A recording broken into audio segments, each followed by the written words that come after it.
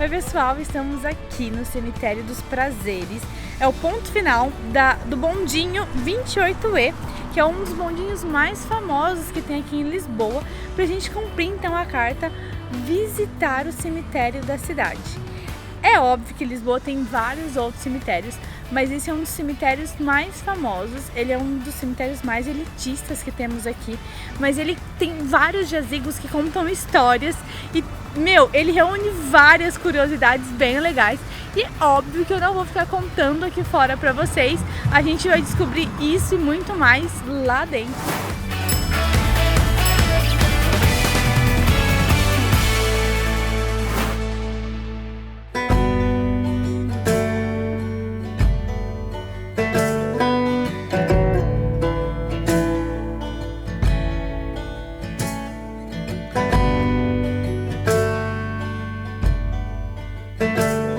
Bom, antes do ano de 1833 não haviam cemitérios públicos. Os nobres da cidade e as pessoas de altíssima influência, eles eram enterrados em igrejas ou em locais sagrados. Mas em 1833 uma grande epidemia de cólera assolou a cidade de Lisboa. E por questões sanitárias, com tantos mortos que haviam na época, as autoridades decidiram construir 2 cemitérios públicos para concentrar os corpos das pessoas que foram vítimas fatais da cólera nesses lugares específicos. E foi assim que surgiram os 2 principais cemitérios de Lisboa. O cemitério Alto do São João, que fica do outro lado da cidade, e o cemitério dos Prazeres, que é esse cemitério que a gente está agora. O Alto do São João é o maior cemitério da cidade e o cemitério dos Prazeres leva o título de cemitério mais elitista da cidade. Aqui estão enterrados os grandes nomes da história portuguesa e da história de Lisboa, espalhados em cerca de 7.000 jazigos por mais de 12 hectares. E hoje, nesse vídeo, a gente vai passar por alguns dos principais jazigos com grandes histórias para você desse cemitério dos Prazeres. Vamos lá?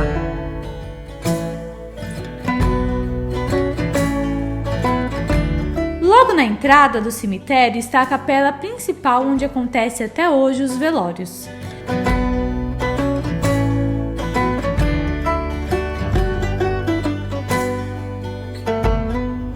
Foi também nesta capela onde surgiu a primeira sala de autópsias de Lisboa.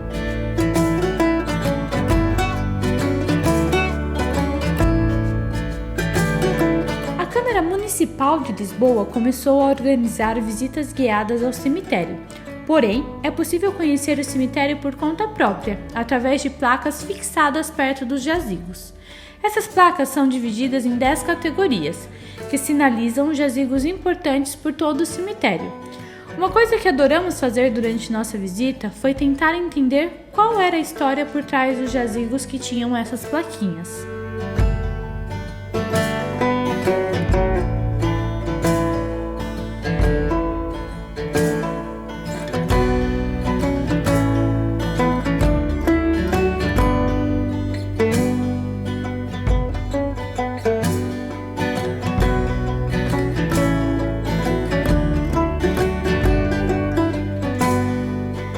Pessoal, e uma das primeiras lápides logo na entrada aqui quando você chega é a de Severiano João de Abreu.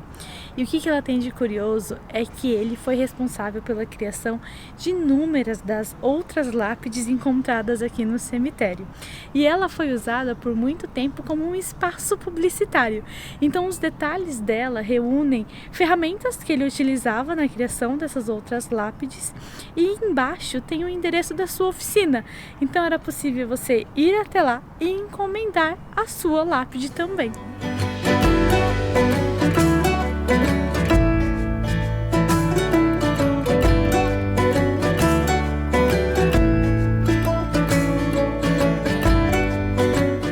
Ó, esse jazigo que está aqui atrás de mim, ele não é tão antigo assim, mas ele tem uma estrutura arquitetônica interessante. Ele tem uma grande chapa de metal na frente dele, com uma cruz ao centro dela, uma grande cruz ao centro dessa chapa, e pequenos pontinhos, como se a chapa tivesse completamente perfurada. Quando você se aproxima desses pontinhos, você vê que são pequenas cruzezinhas, e a ideia do arquiteto que projetou isso aqui é que assim que o sol batesse na chapa, do lado de dentro você conseguisse ver como se fosse a imagem de um céu estrelado com uma cruz no meio.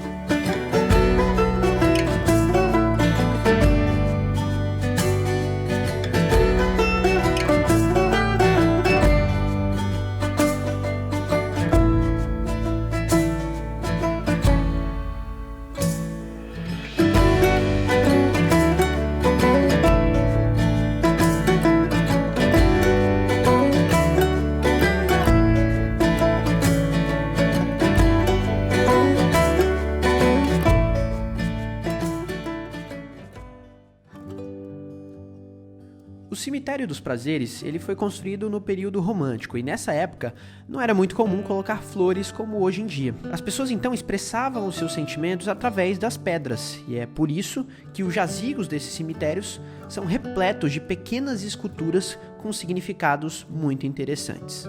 Nesse jazigo nós temos duas flores. A da esquerda é a alcachofra, que simboliza a saudade, e a flor da direita se chama perpétua e juntas elas querem dizer saudade perpétua ou eterna saudade.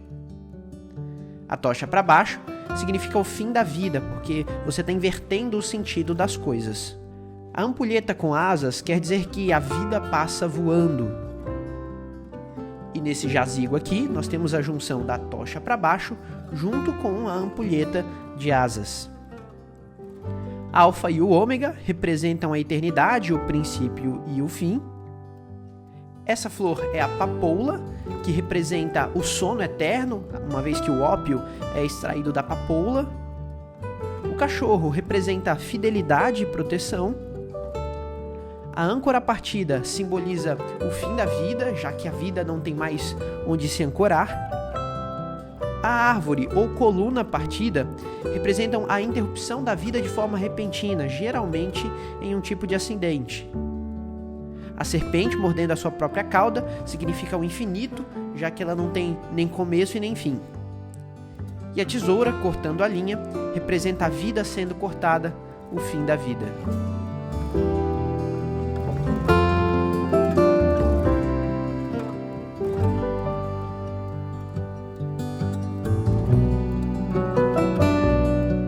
Lápide logo aqui no comecinho é da Alix Legards, que foi uma tutora muito influente para uma família assim que a matriarca faleceu. Ela foi trazida lá da França para substituir essa matriarca, como tutora, e quando ela faleceu foi oferecida essa lápide para ela. O curioso é que foi o primeiro nu público, então por muito tempo ela foi alvo de curiosos porque seus seios estavam à mostra.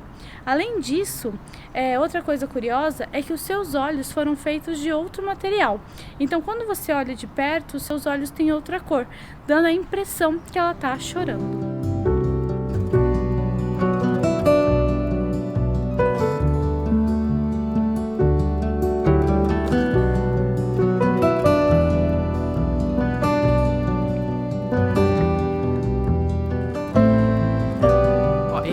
Aqui, que parece um castelinho, é do tenente-general Pedro Falck.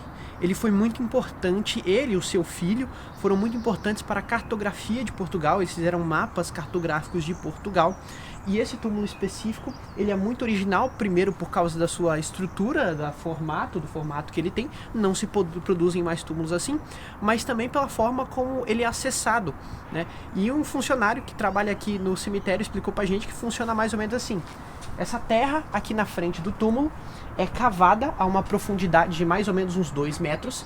E assim que ela é cavada, lá embaixo do túmulo existem as gavetas onde são colocados os caixões.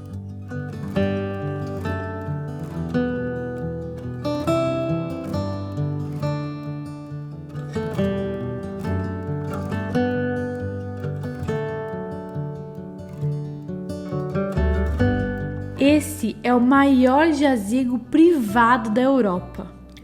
O mausoléu, construído em 1849 pelo arquiteto Giuseppe Sinatti, reúne em seu interior, além da família do duque, obras de arte de valor inestimável. Além disso, a propriedade é como se fosse outro cemitério dentro do cemitério dos prazeres. Afinal, possui outro portão com seu terreno privado, uma capela própria, capacidade para 200 sepulturas internas, sem contar as externas, ou seja, um cemitério privativo. Muitos se questionam o porquê de algo tão grandioso, mas vale lembrar que ele foi construído no período romântico e que naquela época era de se esperar grandes gestos, principalmente de pessoas e famílias influentes, nos jazigos de seus amados. Isso era símbolo de poder, riqueza e honra. Esse jazigo é um dos maiores da Europa. É o jazigo do Duque de Palmela. Nele estão enterrados cerca de 200 corpos. Aqui fora já dá para observar algumas covas onde estão a elite dos criados do duque, e lá dentro estão enterrados alguns amigos próximos, alguns familiares e também 2 padres. E no centro está o duque.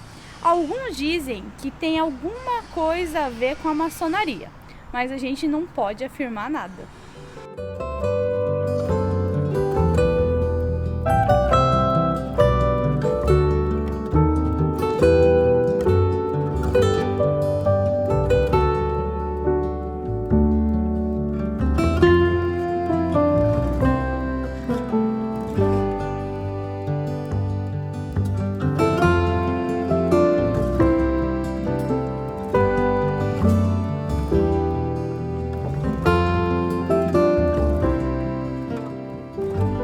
Bom, pessoal, nós retornamos hoje ao nosso segundo dia de visita aqui no Cemitério dos Prazeres. Como a gente disse ontem, são 7.000 jazigos que contam história, com arte, com muita coisa pra gente ver. São 12 hectares, a gente andou pra caramba ontem e ainda não vimos tudo. Então retornamos hoje para continuar compartilhando com vocês um pouquinho dessa experiência nesse cemitério que é praticamente um museu a céu aberto.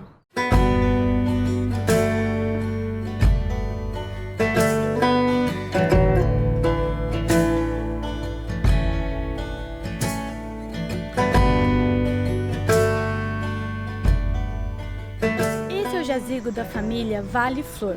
Ele é uma pequena réplica de José Cristiano Ferreira da Costa, de um palácio que leva o mesmo nome no Alto de Santo Amaro. Inclusive lá funciona até hoje um hotel que se chama Pestana Palace, e aqui podem se abrigar até 74 pessoas.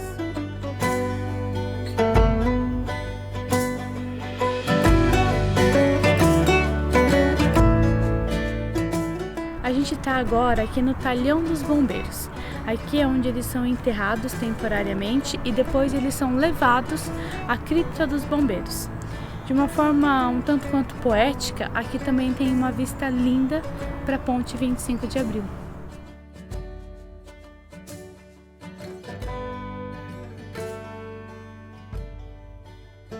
A uma quadra do Talhão dos Bombeiros se encontra a Cripta dos Bombeiros de Lisboa. Esse monumento é uma homenagem a todos que estão sepultados ali e foi inaugurado em 1878. Esse espaço foi cedido pela Câmara Municipal de Lisboa e é arquitetado por José Dias da Silva.